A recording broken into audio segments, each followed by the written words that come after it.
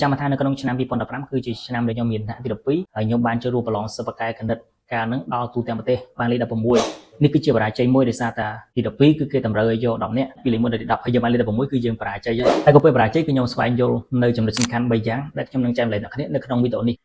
ះសម្រាប់យើងរៀនសិស្សថ្នាក់ទី9ទី10 11ហើយក៏ដូចជាទី12នៅឆ្នាំក្រោយដើម្បីត្រៀមខ្លួនក្នុងការប្រឡងសិប្បកម្មគណិតស្រាប់វីដេអូនេះឲ្យចប់អ្នកនរគ្នានឹងយល់ពី concept នៅក្នុងវីដេអូមួយនេះខ្ញុំចាំថាកាលនោះខ្ញុំមានឋានៈទី9ខ្ញុំបានប្រឡងសិប្បកម្មគណិតតែកាលនោះឲ្យមានចេះស្អីទេដោយសារតែយើងអត់បានដឹងតាមវិញ្ញាសាប្រឡងសិប្បកម្មគណិតគឺបែបណាទេយើងដឹងតែត្រឹមថាយើងគឺជាសិស្សម្នាក់ដែលបកកែមេរៀននៅក្នុងថ្នាក់ធ្វើលឿនលះហើយត្រឹមត្រូវបកកែជាងគេនៅក្នុងថ្នាក់ប៉ុន្តែនៅពេលដែលដល់ប្រឡងសិប្បកម្មគណិតគឺយើងធ្លាក់អញ្ចឹងមានន័យថាកាលទីមុនគឺខ្ញុំបរាជ័យម្ដងហើយទៅប្រឡងនៅថ្នាក់ស្រុកអត់ចេះសំបីតែមកលំហាត់អត់ចេះធ្វើអីទាំងអស់គឺអង្គុយបៀមវិចអង្គុយគិតនៅលំហាត់អស់ហ្នឹងហើយក្រោយមកខ្ញុំមកដល់ថ្នាក់ទី10គឺខ្ញុំចាប់ដើមមានគំនិតនៅក្នុងការប្រឡងបច្ចេកនៅថ្នាក់ទី12បន្តទៀតហើយខ្ញុំបានស្ដាប់នៅសិស្សច្បងថាបើសិនជាយើងចង់ប្រឡងសិប្បកម្មគណិតតើតែយើងប្រឹងពីទី10 11 12យើងមានទុនយើងអាចចូលរួមប្រឡងសិប្បកម្មគណិតបានហើយសិប្បកម្មគណិតគឺជាលំហាត់មួយប្រភេទដែលស្មុគស្មាញពិបាកទាមទារយើងចាំពីមុនវាមិនមែនជាលំហាត់ដែលនៅក្នុងមេរៀនដែលយើងរៀននៅថ្នាក់ទី10 11 12ហ្នឹងទេវាគឺជាលំហាត់ដែលទាមទារយើងទៅរៀនប្រព័ន្ធក្រៅ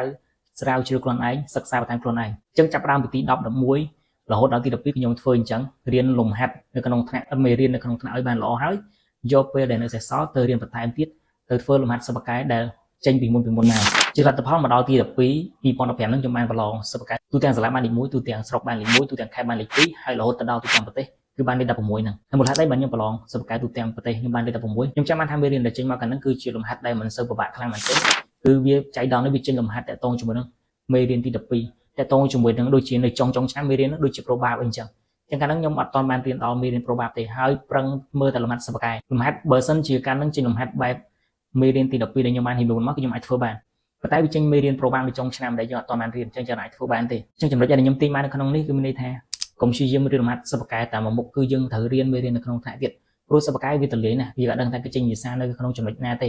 ចឹងបើសិនជាលំហាត់ដែលពិបាកយើងអាចធ្វើបានចឹងហេតុអីលំហាត់ដែលស្រួលយើងអាចធ្វើបានដោយសារតែយើងអត់បានរៀនវាចង់ឲ្យអ្នកនរគ្នាធ្វើម៉េចរៀនមុខវិជ្ជាក៏ដូចជាមេរៀនលំហាត់នៅក្នុងម៉ោងរៀនម៉ោងរត់ឲ្យបានចេះអស់ហើយសឹមទៅរៀនមេរៀនលំហាត់សិប្បកម្មគឺវាអត់ខាតពេលទេព្រោះសារមេរៀនហ្នឹងវាស្រាលចឹងយើងអាចប្រើពេលចំណាយពេលតិចតួចគឺយើងអាចរៀនបានហើយកុំឲ្យខកដូចខ្ញុំអញ្ចឹងហើយចំណុចមួយទៀតដែលខ្ញុំចង់ឲ្យអ្នកនរគ្នាស្រាវជ្រាវបន្ថែមនៅក្នុងការត្រៀមប្រឡងសិប្បកម្មគណិតគឺត្រូវតែស្រាវជ្រាវលំហាត់យកវិញ្ញាសាចាស់ទិញសៀវភៅកំណែតូចៗហ្នឹងមានលក់ជាប្រភេទមេរៀនក៏ដូចជាលំហាត់ឆ្នាំចាស់ឬក៏លំហាត់ពិបាកគេស្រាវជ្រាវមកហ្នឹងយើងខ្ញុំទៅរៀនថែមខ្លួនឯងក៏ដូចជាស្វែងរកលំហាត់នៅបរទេសលំហាត់នៅលើប្រព័ន្ធអ៊ីនធឺណិតគឺមានច្រើនណាស់សម័យហ្នឹងគឺយើងសម្បូរបែបអញ្ចឹងយើងគួរតែបន្ថែមទៅលើអស់ចំណុចហ្នឹងនិយាយទៅវីដេអូនេះគឺនិយាយតែតងជាមួយបទពិសោធន៍ខ្ញុំផ្ទាល់ទេដោយសារតែខ្ញុំឃើញថាចំណុចដែលខ្ញុំខ្វះខាតគឺប្រឹងទៅលំហាត់សិប្បកម្មអត់បានរៀនអត់បានមើលលំហាត់នៅក្នុងមេរៀនរបស់យើងតែលំហាត់អត់នោះវាស្រួលទេប៉ុន្តែយើងអត់បានរៀនធ្វើយើងអាចចេះធ្វើទៅមកលំហាត់វាខ្ទង់ពី15ទៅ20បន្ទុកអញ្ចឹងបើយើងអត់អាចចេះលំហាត់មួយគឺយើងសឹងតែគ្មានភាគរយហើយបើសិនយើងចេះលំហាត់អត់ហ្នឹងគឺយើងអាចមានភាគរយខ្ពស់នៅក្នុងជាប់នៅក្នុង top 10ទេដោយសារគេក៏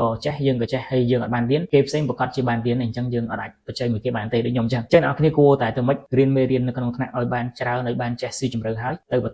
ថែមនៅលំហាត់សិប្បកម្មបន្ថែមទៀតហើយបូកផ្សំជាមួយនឹងលំហាត់នៅលើបណ្ដាញសង្គមអ៊ីនធឺណិតអីហ្នឹងស្រាវជ្រាវបន្ថែមរៀនធ្វើរៀនមើលនោះអ្នកគ្នានឹងអាចមានចំណាត់ល្អអត់ជួបបញ្ហាដូចខ្ញុំអញ្ចឹងចំពោះមេរៀនក៏ដូចជាលំហាត់សិប្បកម្មមួយចំនួនដែលអ្នកគ្នាគួរតែមើលនោះគឺក្នុង channel របស់ខ្ញុំនៅក្នុង playlist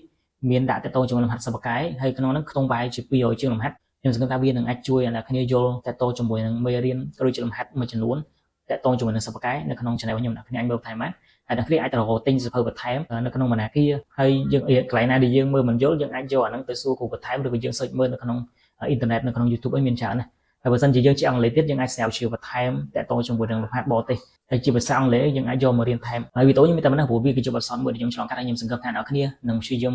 កែតម្រូវក៏ដូចជាយកអីដែលខ្ញុំឆ្លងកាត់ហ្នឹងយកទៅសិក្សាបន្ថែមខ្លួនឯងហើយអ្នកគ្នានឹងអាចទទួលបានលទ្ធផលល្អនៅក្នុងការសិក្សារបស់អ្នកទាំងអស់គ្នា